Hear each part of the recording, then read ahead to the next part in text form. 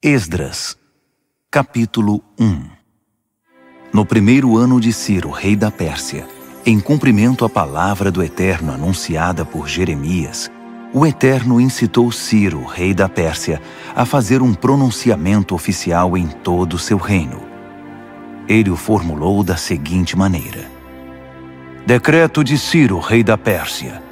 O Eterno, o Deus dos céus, entregou-me todos os reinos da terra. Ele também me encarregou de construir um templo de adoração a Ele em Jerusalém de Judá. Todos os que pertencem ao povo do Eterno, sintam-se convocados, e que o Eterno, o seu Deus, esteja com vocês. Subam a Jerusalém de Judá e reconstruam o templo do Eterno, o Deus de Israel, o Deus de Jerusalém. Quem ficar para trás, onde quer que esteja vivendo, ajudará enviando prata, ouro, ferramentas e animais, além das ofertas voluntárias para o templo de Deus em Jerusalém. Os chefes das famílias de Judá e de Benjamim, os sacerdotes e levitas, e todos aqueles que Deus despertou, partiram para reconstruir o templo do Eterno em Jerusalém. Os vizinhos ajudaram, trazendo entusiasticamente prata, ouro, ferramentas, animais, objetos de valor e, acima de tudo, ofertas voluntárias. O rei Ciro também entregou a eles todos os objetos e utensílios do templo do Eterno que Nabucodonosor havia levado de Jerusalém e que estavam no templo dos seus deuses. O rei da Pérsia designou o tesoureiro Mitredate responsável pela transferência. Ele fez um levantamento completo daqueles itens e os entregou a Sesbazar, governador de Judá.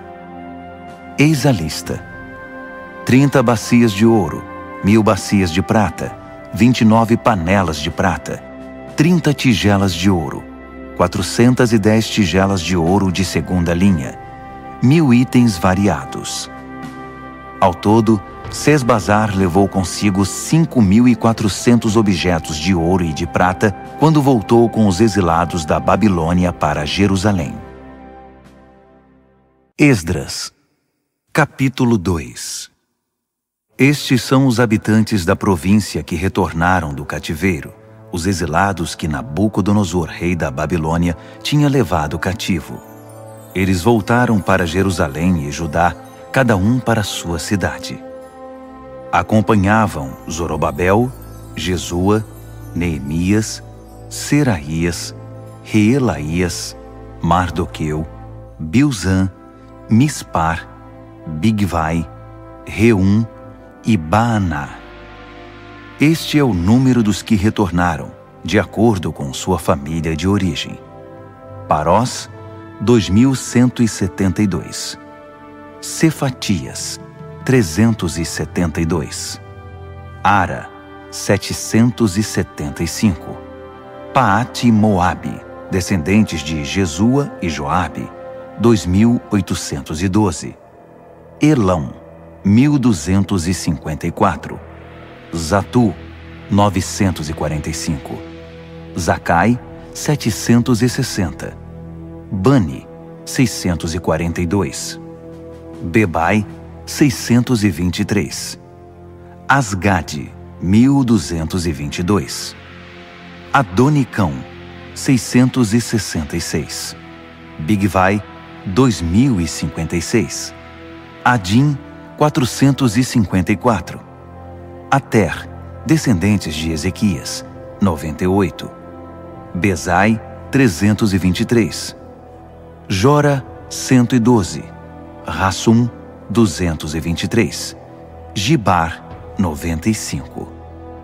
Israelitas identificados por lugar de origem: Belém, 123. Netofate, 56. Ananote, 128. Asmavete, 42. Kiriate Jearim, Sefira e Beerote, 743.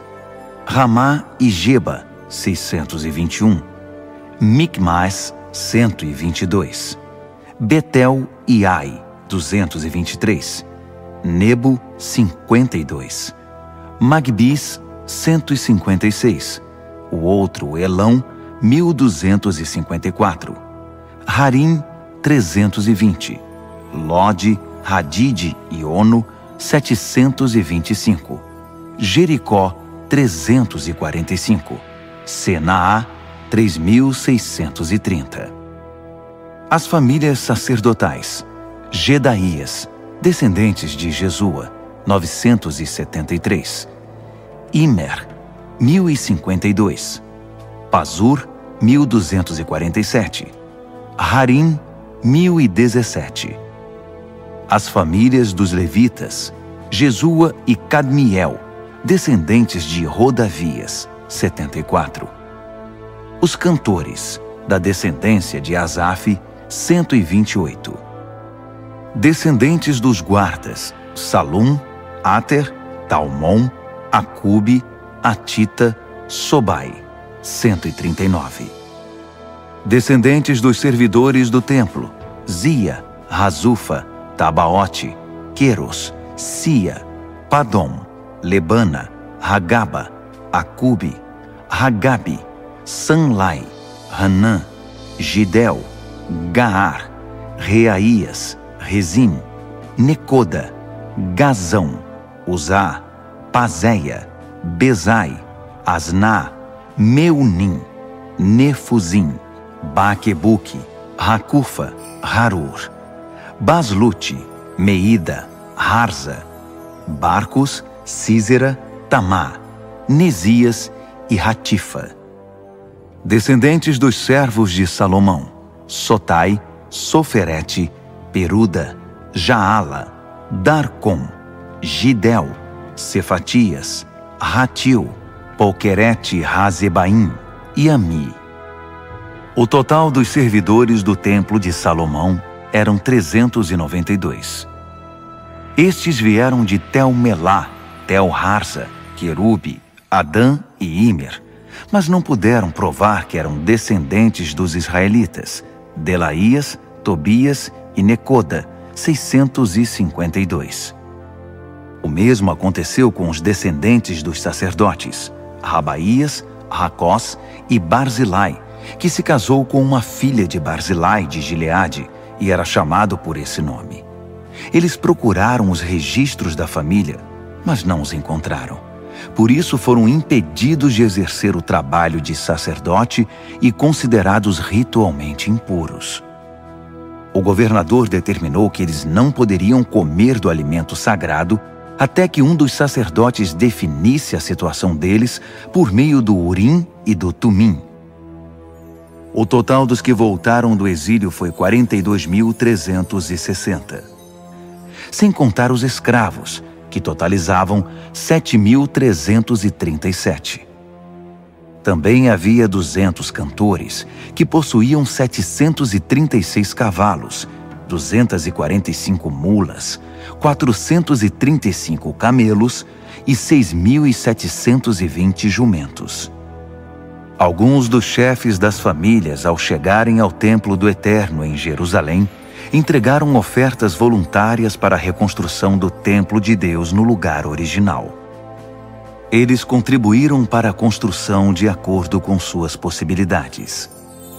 O resultado: 500 quilos de ouro, 3 toneladas de prata e 100 vestes sacerdotais.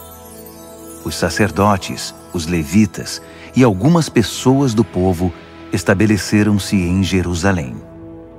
Os cantores, os guardas e os servidores do templo foram para suas cidades de origem. Todos os israelitas encontraram um lugar para morar.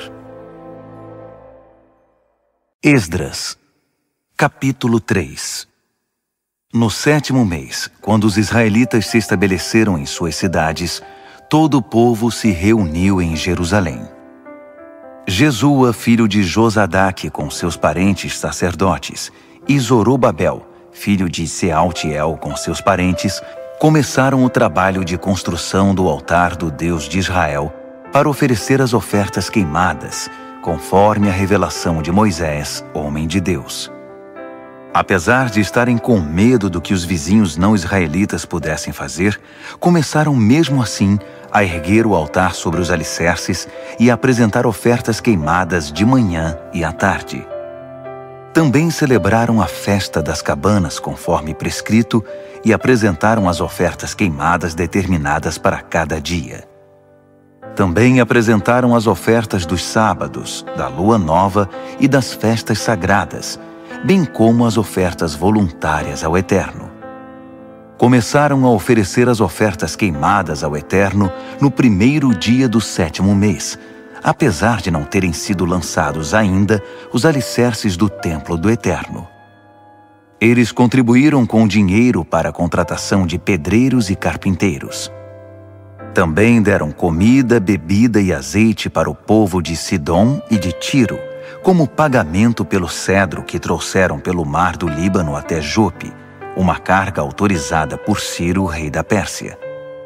No 2º mês do 2º ano da chegada deles ao local do templo do Eterno em Jerusalém, Zorobabel, filho de Sealtiel, e Jesua, filho de Josadaque, com seus parentes sacerdotes e levitas, e todos os que voltaram do exílio para Jerusalém, deram início ao trabalho.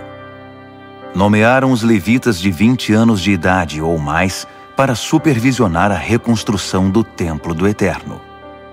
Jesua e seus parentes uniram-se a Cadmiel, Binui e Rodavias e aos parentes de Renadade, todos levitas, para supervisionar os trabalhadores do templo de Deus. Quando os trabalhadores lançaram os alicerces do templo do Eterno, os sacerdotes, com suas vestimentas, ficaram de pé com as trombetas, e os levitas, descendentes de Asaf, com os símbolos para louvar o Eterno, conforme a tradição de Davi, rei de Israel. Eles cantaram responsivamente ao Eterno com louvores e ações de graças. Sim, Deus é bom. Ah, sim, Ele nunca deixará de amar a Israel. Todo o povo pulou de alegria, louvando ao Eterno, pois os alicerces do templo do Eterno foram lançados. Enquanto a multidão cantava alegremente, muitos dos sacerdotes, levitas e chefes das famílias que tinham visto o primeiro templo choravam incontrolavelmente ao ver os alicerces do novo templo. Era impossível distinguir os sons de alegria do choro. O barulho podia ser ouvido de longe. Esdras, capítulo 4. Os antigos inimigos de Judá e de Benjamim souberam que os exilados estavam reconstruindo o templo do Eterno, o Deus de Israel. Eles vieram conversar com Zorobabel e com os chefes das famílias. Queremos ajudá-los porque também adoramos ao Deus de vocês. Temos oferecido sacrifícios a ele desde que Esar-Hadon, rei da Assíria, nos trouxe para cá. Mas Zorobabel, Jesua e o restante dos chefes das famílias de Israel responderam: de maneira alguma. A construção do templo do nosso Deus não significa a mesma coisa para vocês. Só nós construiremos o templo para o Eterno, o Deus de Israel. Fomos nós que recebemos de Ciro, rei da Pérsia, a incumbência de reconstruí-lo. Depois disso, aqueles homens começaram a fazer de tudo para desanimar o povo de Judá e para amedrontar os trabalhadores. Eles chegaram a contratar gente de fora para trabalhar. A perturbação durou 15 anos, durante todo o reinado de Ciro até o reinado de Dario, rei da Pérsia. Na verdade, no início do reinado de Xerxes, eles fizeram uma denúncia contra os moradores de Judá e de Jerusalém. Mais uma vez, no reinado de Artaxerxes, Bislão, Mitredate, Tabeel e seus companheiros escreveram ao rei da Pérsia sobre os problemas de Jerusalém. A carta foi escrita em aramaico e foi traduzida. O texto a seguir está em aramaico. Reum, o oficial no comando, e Sinzai, o secretário, escreveram uma carta contra Jerusalém e Artaxerxes, o rei, como segue. Do comandante Reum e do secretário Sinzai e dos seus companheiros, os juízes e os oficiais, sobre o povo de Trípoli, da Pérsia, de Ereque e da Babilônia, os elamitas de Susã e das demais nações que o poderoso e famoso Assurbanipal deportou e estabeleceu na cidade de Samaria e em outros lugares a oeste do Eufrates. Esta é a cópia da carta que enviaram. Ao rei Artaxerxes, dos seus servos da terra a oeste do Eufrates. Queremos informar o rei que os judeus que partiram daí e chegaram a Jerusalém começaram a reconstruir essa cidade rebelde e má. Estão empenhados em terminar os muros e em reconstruir os alicerces. O rei precisa saber que quando a cidade estiver reconstruída e os muros terminados, os moradores não pagarão mais 1 centavo de tributo, taxas ou impostos. O tesouro real sofrerá com a perda. Somos leais ao rei e não podemos ficar apáticos enquanto o rei é insultado. Daí o interesse em relatar a situação. Sugerimos que o senhor procure nos registros históricos dos seus antepassados e constatará que essa cidade é rebelde, um espinho para qualquer rei ou governador. É um centro de conflitos e revoltas, e isso há muito tempo. Por isso a cidade foi destruída. Queremos que o rei saiba que se a cidade for reconstruída e seus muros restaurados, o Senhor perderá o que tem nas províncias da além do Eufrates. O rei mandou a resposta ao comandante Reum, ao secretário Sinzai e ao restante dos seus companheiros que viviam em Samaria e em outras localidades a oeste do Eufrates. A paz esteja com vocês. A carta que vocês mandaram foi traduzida e lida para mim. Mandei pesquisar os registros e, de fato, foi constatado que essa cidade se revoltou muitas vezes contra os reis. A rebeldia é um hábito antigo ali. Descobri que houve reis poderosos que conquistaram terras a oeste do Eufrates e impuseram taxas, tributos e impostos. Então façam o seguinte: mandem esses homens interromperem a obra imediatamente e não permitam que a recomecem até que eu mande. Sejam rápidos e firmes. Eles já causaram muitos danos aos reis. A carta do rei Artaxerxes foi lida para Reum, para o secretário Sinzai e seus companheiros. Eles não perderam tempo. Foram logo avisar os judeus em Jerusalém e os obrigaram a interromper a obra. Assim, a reconstrução do Templo do Eterno em Jerusalém foi interrompida. Nada foi feito até o 2º ano do reinado de Dario, rei da Pérsia. Esdras, capítulo 5. Enquanto isso, os profetas Ageu e Zacarias, filho de Ido, pregavam aos judeus em Judá e em Jerusalém com autoridade concedida pelo Deus de Israel. Por isso, Zorobabel, filho de Sealtiel, e Jesua, filho de Josadaque, reiniciaram a reconstrução do templo de Deus em Jerusalém. Os profetas de Deus vieram ajudá-los. Tatenai, governador do território a oeste do Eufrates na época, Setar-Bozenai e seus companheiros procuraram os israelitas e perguntaram: quem deu autorização a vocês para reconstruir o templo e restaurar os muros? Então informamos a eles os nomes dos encarregados da construção. Mas Deus estava atento aos líderes dos judeus. Por isso a obra não foi interrompida até Dario ser informado e enviar a resposta oficial. Tatenai, governador do território a oeste do Eufrates, Setar-Bozenai e seus companheiros, os oficiais do território, enviaram uma carta ao rei Dario. Este é o conteúdo. Ao rei Dario, paz e sucesso. Queremos relatar ao rei que fomos à província de Judá, ao templo do grande Deus que está sendo reconstruído com enormes pedras. No momento estão pondo as vigas de madeira nas paredes. A obra está sendo executada com empenho e rapidez. Perguntamos aos líderes: quem deu autorização a vocês para reconstruir o templo e restaurar os muros?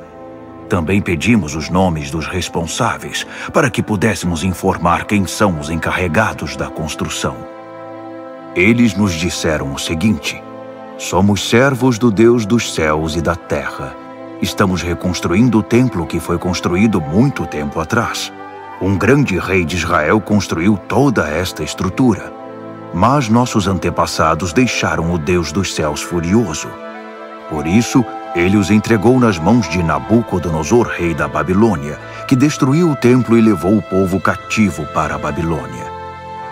Mas quando Ciro se tornou rei da Babilônia, no seu primeiro ano, autorizou a reconstrução do templo de Deus. Além disso, devolveu os utensílios de ouro e de prata do templo de Deus que Nabucodonosor tinha levado embora e posto no templo na Babilônia. O rei Ciro retirou-os do templo da Babilônia e os entregou a Sesbazar, a quem nomeou governador. Ele disse a Sesbazar: "Põe estes utensílios de volta no templo de Jerusalém." Desde então, estamos reconstruindo o templo, mas ainda não terminamos. Agora, se o rei concordar, procure nos registros dos arquivos reais da Babilônia se de fato o rei Ciro autorizou a reconstrução do templo de Deus em Jerusalém.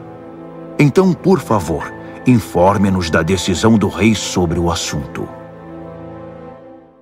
Esdras, capítulo 6. O rei Dario mandou procurar aqueles registros nos arquivos da Babilônia, e foi encontrado um rolo na fortaleza de Ecbatana, na província da Média, com o seguinte registro. Memorando.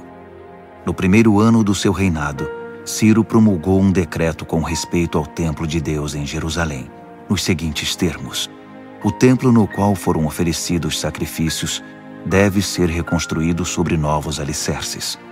Terá 27 metros de altura e 27 metros de largura, com 3 camadas de pedras grandes e uma de madeira. O custo da obra será pago pela tesouraria do reino. Os utensílios de ouro e de prata do templo de Deus, que Nabucodonosor levou para a Babilônia, deverão ser devolvidos ao templo de Jerusalém, cada um ao seu devido lugar. Ordeno que sejam postos de volta no templo de Deus. Dario respondeu: Agora ouçam, Tatenai, governador do território a oeste do Eufrates, Setar-Bozenai, seus companheiros e todos os oficiais do território. Não os impeçam. Deixem o governador e os líderes dos judeus em paz, para que possam dedicar-se à reconstrução do templo de Deus. Portanto, determino oficialmente que vocês ajudem os líderes dos judeus na reconstrução do templo de Deus da seguinte forma. 1. Todos os custos da construção serão pagos pela tesouraria do reino, dos tributos arrecadados do território a oeste do Eufrates. Pague-nos em dia, para que a obra não seja interrompida. 2. O que for preciso para a adoração deles, novilhos, carneiros e cordeiros, para as ofertas queimadas ao Deus dos céus, e todo o trigo, sal, vinho e azeite que os sacerdotes de Jerusalém solicitarem, deve ser entregue a eles sem demora, para que possam oferecer seus sacrifícios ao Deus dos céus e orar pela vida do rei e dos seus filhos. Determino ainda que qualquer um que violar essa ordem seja pendurado numa viga tirada da própria casa do réu, depois que ela for reduzida a um monte de entulho. Que o Deus, cujo nome foi posto naquele local, destrua qualquer rei ou povo que ouse desrespeitar esse decreto e destruir o templo de Deus em Jerusalém. Eu, Dario, o decretei. Executem exatamente como está determinado e rapidamente. Tatenai, governador do território a oeste do Eufrates, Setar-Bozenai e seus companheiros cumpriram à risca o decreto de Dario. Assim, os líderes dos judeus deram prosseguimento à construção. A obra continuava exatamente como os profetas Ageu e Zacarias, filho de Ido, haviam anunciado. A obra foi terminada sob a ordem do Deus de Israel e a autorização de Ciro, Dario e Artaxerxes, reis da Pérsia. O templo foi concluído no dia 3 do mês de Adar, no 6º ano do reinado do rei Dario. Os israelitas, os sacerdotes, os levitas e o restante dos exilados celebraram entusiasticamente a dedicação do templo de Deus. Para a cerimônia de dedicação, ofereceram 100 novilhos, 200 carneiros e 400 cordeiros. Como oferta de perdão, ofereceram 12 cabritos, um para cada tribo de Israel. Distribuíram os sacerdotes pelos seus turnos e os levitas conforme suas funções no serviço de Deus em Jerusalém, tudo de acordo com o que está escrito no livro de Moisés. No dia 14 do primeiro mês, os exilados celebraram a Páscoa. Todos os sacerdotes e levitas, sem exceção, se consagraram. Estavam todos ritualmente puros, e os levitas ofereceram um cordeiro da Páscoa pelos exilados, por seus companheiros sacerdotes e por si mesmos. Os israelitas que voltaram do exílio e todos os que abandonaram as práticas profanas das nações vizinhas para se unir a eles e buscar o Eterno, o Deus de Israel, participaram da refeição da Páscoa. Os 7 dias da festa dos pães sem fermento foram uma alegre celebração. O Eterno tinha mesmo dado a eles razão para muita alegria, pois havia mudado a mente do rei da Assíria e conquistado para eles seu apoio na construção do templo de Deus, o Deus de Israel. Esdras, capítulo 7. A chegada de Esdras se deu após esses acontecimentos. Foi durante o reinado de Artaxerxes, rei da Pérsia. Esdras era filho de Seraías, filho de Azarias, filho de Ilquias, filho de Salum, filho de Zadoque, filho de Aitube, filho de Amarias, filho de Azarias, filho de Meraiote, filho de Zeraías, filho de Uzi, filho de Buque, filho de Abizua, filho de Finéias, filho de Eleazar, filho de Arão, o sacerdote principal. Esse era Esdras. Ele veio da Babilônia e era profundo conhecedor da revelação de Moisés, dada pelo Eterno, o Deus de Israel. Como a mão do Eterno estava com Esdras, o rei concedeu tudo o que ele havia pedido. Alguns israelitas, os sacerdotes, os levitas, os cantores, os guardas e os servidores do templo o acompanharam na viagem a Jerusalém, no 7º ano do reinado de Artaxerxes. Eles chegaram no 5º mês daquele ano. Esdras tinha saído da Babilônia no 1º dia do 1º mês, e a chegada a Jerusalém aconteceu no 1º dia do 5º mês, sob a direção protetora de Deus. Esdras dedicou-se a estudar e a praticar a revelação de Deus, e a ensinar aos israelitas as verdades contidas no livro.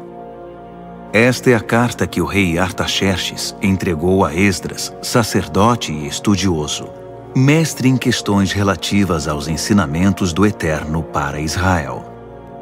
Artaxerxes, rei dos reis, ao sacerdote Esdras, estudioso dos mandamentos do Deus do céu. Paz e sucesso. Estabeleço por meio deste decreto que qualquer israelita cidadão do meu reino que queira subir a Jerusalém, até mesmo os seus sacerdotes e levitas, estão autorizados a ir. Vocês estão sendo enviados pelo rei e seus 7 conselheiros para verificar como está Judá e Jerusalém em relação à obediência ao ensino do seu Deus que vocês estão levando em mãos. Vocês também estão autorizados a levar a prata e o ouro que o rei e os seus conselheiros estão doando para o Deus de Israel, que habita em Jerusalém, e a prata e o ouro arrecadados por meio da contribuição generosa de toda a Babilônia, incluindo a do povo e dos sacerdotes, para o templo do seu Deus em Jerusalém. Utilizem esse dinheiro criteriosamente para comprar bois, carneiros, cordeiros e os ingredientes para as ofertas de cereal e de bebida. Depois, ofereçam-nas sobre o altar do templo do seu Deus em Jerusalém. Fiquem à vontade para utilizar o restante da prata e do ouro naquilo que vocês e seus parentes acharem melhor, conforme a vontade do seu Deus. Entreguem ao Deus de Jerusalém os utensílios que foram devolvidos a vocês para o serviço no templo do seu Deus. Se precisarem de mais alguma coisa para o templo, paguem com os recursos da tesouraria do reino. Eu, o rei Artaxerxes, autorizo solenemente e determino a todos os tesoureiros do território a oeste do Eufrates que forneçam ao sacerdote Esdras, o estudioso dos mandamentos do Deus do céu, tudo de que ele precisar, até a quantia de 3,5 toneladas de prata, 100 tonéis de trigo, 10 barris de vinho, 10 barris de azeite e sal à vontade. Tudo que o Deus dos céus exigir para o templo deve ser entregue sem hesitação, porque o rei e seus filhos arriscariam provocar sua ira. Fique claro que ninguém poderá cobrar tributos, taxas ou impostos de nenhum sacerdote, levita, cantor, guarda do templo, servidor do templo ou qualquer trabalhador vinculado ao templo de Deus. Eu o autorizo, Esdras, com a sabedoria que Deus deu a você, a nomear magistrados e juízes para administrar a justiça a todo o povo do território a oeste do Eufrates, que viva de acordo com os mandamentos de Deus. Você tem a missão de ensinar os mandamentos de Deus aos que não os conhecem. Quem não obedecer aos mandamentos do seu Deus e às leis do rei, deve ser imediatamente processado e punido com morte, exílio, multa ou prisão. Bendito seja o Eterno, o Deus de nossos antepassados, que concedeu ao rei o propósito de honrar o templo do Eterno em Jerusalém. Além do mais, Deus fez que o rei e todos os seus conselheiros e oficiais influentes fossem benevolentes para comigo. O Eterno, meu Deus, esteve ao meu lado. Por isso estou pronto para ir. Já organizei a viagem de todos os líderes de Israel que irão me acompanhar. Esdras, capítulo 8. Estes foram os chefes das famílias e os que se alistaram para sair comigo da Babilônia, no reinado do rei Artaxerxes. Da família de Finéias, Gerson; família de Itamar, Daniel; família de Davi, Atos; família de Secanias; família de Parós, Zacarias com 150 homens registrados; família de Paate-Moabe, Elioenai, filho de Zeraías com 200 homens; família de Zatu, Secanias, filho de Jeeziel, com 300 homens; família de Adim, Ebede, filho de Jonatas, com 50 homens; família de Elão, Jesaías, filho de Atalias, com 70 homens; família de Cefatias, Zebadias, filho de Micael, com 80 homens; família de Joabe, Obadias, filho de Jeiel, com 218 homens; família de Bani, Selomite, filho de Josifias, com 160 homens; família de Bebai, Zacarias, filho de Bebai, com 28 homens; família de Asgade, Joanã, filho de Racatã, com 110 homens; família de Adonicão, trazendo os últimos, Elifelete, Jeuel, Semaías, com 60 homens; família de Bigvai, Utai e Zabude, com 70 homens. Eu os reuni próximo ao canal que desce para Aava. Acampamos ali 3 dias. Descobri que no grupo só havia leigos e sacerdotes, mas nenhum levita. Por isso, mandei chamar os líderes Eliezer, Ariel, Semaías, Eunatã, Jaribe, Eunatã, Natã, Zacarias e Mesulão, e os mestres Joiaribe e Eunatã. Depois, mandei que falassem com Ido, chefe da cidade de Cassifia. Expliquei o que deveriam dizer a Ido e a seus parentes que moram em Cassifia. Mande-nos ministros para o templo do nosso Deus. A boa mão de Deus estava conosco. Por isso eles trouxeram um homem sábio da família de Mali, filho de Levi, filho de Israel, que se chamava Serebias. Entre filhos e irmãos vieram 18 homens. Trouxeram também Razabias e Jesaías da família de Merari. Entre filhos e irmãos eram 20 homens. Também vieram 220 servidores do templo, descendentes dos que ministravam no templo que Davi e os oficiais haviam designado para auxiliar os levitas em seu trabalho. Todos foram registrados pelo nome. Perto do canal de Ahava, proclamei um jejum, pois era hora de demonstrar humildade diante do nosso Deus e de orar por sua orientação e proteção na viagem, pelas pessoas e pelos bens que estávamos transportando. É que eu tinha ficado sem jeito de pedir uma escolta ao rei contra os assaltos na estrada.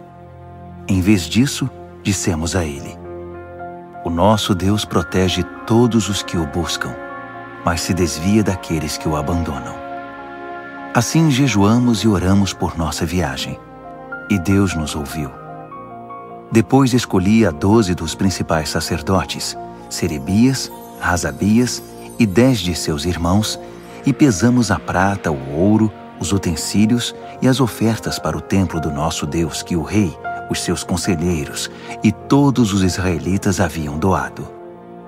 O resultado: 25 toneladas de prata, 100 utensílios de prata no valor de quase 4 toneladas de ouro, 20 tigelas de ouro de 8,5 kg, 2 vasilhas de bronze polido, tão valioso quanto o ouro. Depois da contagem, declarei: vocês e esses utensílios estão consagrados ao Eterno. A prata e o ouro são ofertas voluntárias para o Eterno, o Deus de seus antepassados. Guardem esses objetos até que possam pesá-los no templo do nosso Deus, diante dos sacerdotes, dos levitas e dos chefes das famílias que estão em Jerusalém. Os sacerdotes e os levitas ficaram responsáveis por tudo que foi pesado e entregue a eles e tomaram todas as providências para levá-los ao templo de nosso Deus em Jerusalém. Saímos do canal de Ahava no dia 12 do primeiro mês, em direção a Jerusalém. Deus esteve conosco durante toda a viagem e nos protegeu de assaltos e de bandidos nas estradas. Chegamos a Jerusalém e aguardamos 3 dias. No 4º dia, a prata, o ouro e os utensílios foram pesados no templo do nosso Deus e entregues a Meremote, filho do sacerdote Urias. Eleazar, filho de Finéias, estava com ele, além dos levitas Josabade, filho de Jesua, e Noadias, filho de Binuí. Tudo foi contado e pesado, e registraram o peso total. Quando chegaram os exilados, eles ofereceram ofertas queimadas ao Deus de Israel como segue: 12 bois, representando as tribos de Israel, 96 carneiros, 77 cordeiros, 12 cabritos como oferta de perdão. Tudo isso foi oferecido como oferta queimada ao Eterno. Também divulgaram as ordens do rei aos administradores das províncias nomeados no território a oeste do Eufrates, e eles deram todo o apoio ao povo na obra do templo de Deus. Esdras, capítulo 9. Depois de tudo pronto, os líderes vieram conversar comigo. Disseram: o povo de Israel e os sacerdotes e levitas não se separaram dos povos vizinhos, nem das práticas perversas e obscenas dos cananeus, dos heteus, dos fariseus, dos jebuseus, dos amonitas, dos moabitas, dos egípcios e dos amorreus. Eles deram suas filhas em casamento a esses povos, e seus filhos se casaram com as filhas deles. A linhagem santa agora está misturada com esses povos. Os nossos líderes e oficiais foram os primeiros a cometer esse pecado. Quando ouvi isso, rasguei minha roupa, até minha túnica. Arranquei cabelo da cabeça e da barba e me joguei no chão desesperado. Muitos estavam tremendo de medo em virtude do que Deus estava dizendo sobre a traição dos exilados. Eles se reuniram ao meu redor e se sentaram muito aflitos, aguardando o sacrifício da tarde. Na hora do sacrifício, criei coragem. Levantei-me e, com a roupa rasgada e a túnica na altura do joelho, levantei as mãos para o Eterno e orei. Meu Deus, estou tão envergonhado que nem consigo olhar para ti. Nossos pecados são maiores do que nós e nos impedem de enxergar. Nossa culpa chegou até o céu. Estamos atolados em culpa desde os tempos de nossos antepassados. Por causa do nosso pecado, nossos reis e sacerdotes, fomos entregues a reis estrangeiros para sermos mortos, levados cativos, saqueados e envergonhados, como acontece hoje. Agora, por um breve momento, o Eterno, nosso Deus, permitiu que alguns de nós escapassem e pisassem de novo este santo lugar. Assim fez nossos olhos brilharem e aliviou um pouco o nosso sofrimento. Éramos escravos. Mesmo assim, o nosso Deus não nos abandonou. Ele nos fez obter o favor dos reis da Pérsia e nos tem dado coragem para reconstruir o templo do nosso Deus, restaurar suas ruínas e construir um muro de defesa para Judá e Jerusalém. Agora, ó Deus, depois de tudo isso, o que podemos dizer? Pois desprezamos os teus mandamentos, que nos deste por meio dos teus servos, os profetas. Eles nos disseram: a terra que vocês vão possuir está poluída, entulhada com a perversidade do povo que vive ali. Eles a contaminaram com suas práticas abomináveis. Por isso, jamais entreguem suas filhas em casamento aos filhos daqueles povos, nem deixem que as filhas deles se casem com seus filhos. Não permitam que esses povos se sintam à vontade no meio de vocês. Não se envolvam com eles, nem se tornem amigos deles, para que vocês se tornem um povo forte, ganhem bastante dinheiro e deixem um patrimônio razoável para os filhos. Depois de tudo isso que sofremos, por causa de nossos erros e da culpa que acumulamos, ainda que o castigo tenha sido muito menor que o merecido, porque tu nos livraste da opressão, estamos outra vez quebrando os teus mandamentos. Nossos filhos estão se casando com pessoas que praticam perversidades.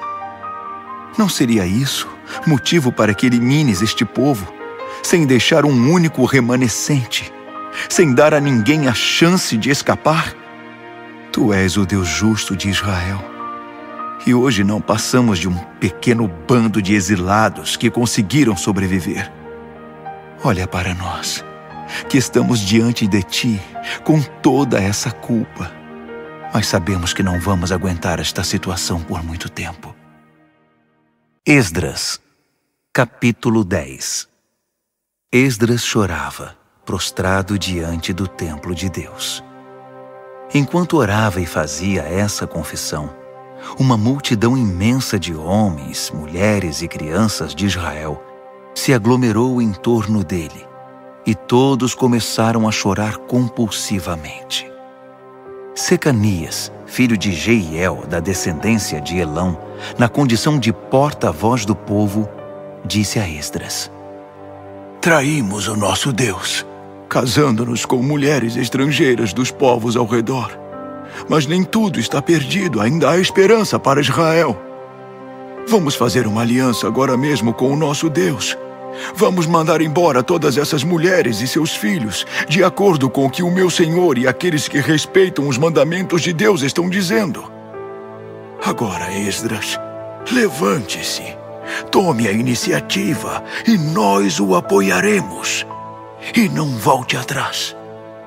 Assim Esdras arrancou dos sacerdotes, dos levitas e de todo Israel a promessa solene de acatar a proposta de Secanias.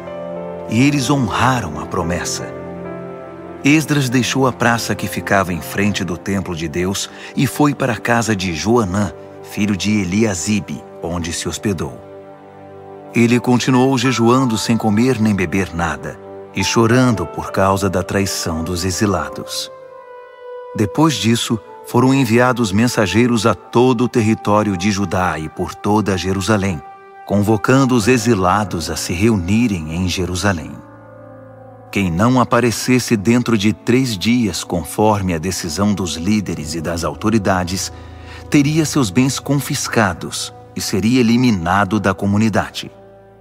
3 dias depois, todos os homens de Judá e de Benjamim estavam em Jerusalém. No dia 20 do 9º mês, todos se sentaram na praça em frente do templo de Deus, impacientes, inquietos e ansiosos por causa da relevância do assunto da reunião e porque chovia muito. Finalmente, o sacerdote Esdras levantou-se e declarou: Vocês são traidores! Casaram-se com mulheres estrangeiras e assim aumentaram a culpa de Israel. Agora reconheçam seu erro diante do Eterno, o Deus de seus antepassados, e façam o que ele exige de vocês. Mantenham distância dos povos da terra e separem-se das mulheres estrangeiras. Toda a congregação respondeu a uma só voz: Sim, faremos tudo o que você mandar. Mas havia uma ressalva. Veja bem, tem muita gente aqui e estamos na época da chuva. Você não espera que resolvamos isso agora, debaixo de chuva, não é? Vai ser preciso esperar um pouco, porque foram muitos os que cometeram esse erro. Devemos deixar que nossos líderes decidam pela congregação e que cada homem que vive em nossas cidades e tenha se casado com uma estrangeira compareça aqui numa data determinada, acompanhado das autoridades e dos juízes da cidade. Faremos isso até que o furor da ira do nosso Deus se afaste de nós. Os únicos que se opuseram à sugestão foram Jonatas, filho de Azael, e Jazeías, filho de Tikvá, apoiados por Mesulão e pelo levita Sabetai. Então, os exilados decidiram pôr o plano em prática. O sacerdote Esdras escolheu pessoalmente homens que eram chefes de famílias. No primeiro dia do 10º mês, eles se reuniram para estudar a questão. No primeiro dia do 1º mês, todos os casos de homens que haviam se casado com mulheres estrangeiras estavam resolvidos. Entre as famílias dos sacerdotes, os que se casaram com mulheres estrangeiras foram: da família de Jesua, filho de Josadaque e seus irmãos, Maazéias, Eliezer, Jaribe e Gedalias. Todos se comprometeram em despedir suas mulheres e deram um aperto de mão, como sinal de compromisso. Também trouxeram um carneiro do rebanho como oferta de reparação. Da família de Imer, Hanani e Zebadias. Da família de Harim, Maazéias, Elias, Semaías, Jeiel e Uzias. Da família de Pazur, Elioenai, Maazéias, Ismael, Natanael, Josabade e Eleasa. Entre os levitas, Josabade, Simei, Quelaías, isto é, Quelita, Petaías, Judá e Eliezer. Entre os cantores, Eliasibe. Entre os guardas do templo, Salum, Telem e Uri. Entre os outros israelitas, da família de Parós, Ramias, Gesias, Malquias, Miamim, Eleazar, Malquias e Benaia. Da família de Elão, Matanias, Zacarias, Jeiel, Abdi, Jeremote e Elias. Da família de Zatu, Elioenai, Eliasibe, Matanias, Jeremote, Zabade e Aziza. Da família de Bebai, Joanã, Hananias, Zabai e Atlai. Da família de Bani, Mesulão, Maluque, Adaías, Jazube, Seal e Jeremote. Da família de Paate Moabe, Adna, Quelau, Benaia, Maazéias, Matanias, Bezalel, Binui e Manassés. Da família de Harim, Eliezer, Isias, Malquias, Semaías, Simeão, Benjamim, Maluque e Semarias. Da família de Hassum: Matenai, Matatá, Zabade, Elifelete, Jeremai, Manassés e Simei. Da família de Bani: Maadai, Anrão, Uel, Benaia, Bedias, Queluí, Vânias, Meremote, Eliasibe, Matanias, Matenai e Jaazai. Da família de Binui: Simei, Selemias, Natã, Adaías, Macnadbai, Sazai, Sarai, Azarreel, Selemias, Semarias, Salum, Amarias e José. Da família de Nebo: Jeiel, Matitias, Zabade, Zebina, Jadai, Joel e Benaia. Todos esses se casaram com mulheres estrangeiras, e alguns deles tiveram filhos com elas.